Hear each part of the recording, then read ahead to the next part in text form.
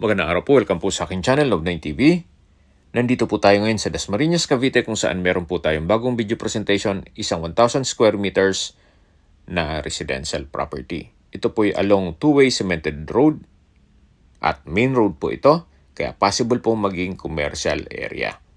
Ito po ay titulado, buhay po ang may-ari, kaya wala po kayong maging problema sa documentation o sa transfer ng title. Marami po kayong pwedeng i-project dito, pwede pong gawing garahe, o di kaya'y warehouse, pwede rin pong gawing apartment, resort o events place. At commercial building gawa ng mahaba naman po ang frontage nito.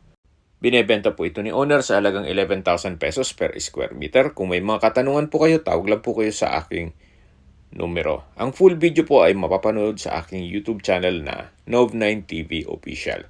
Maraming salamat po.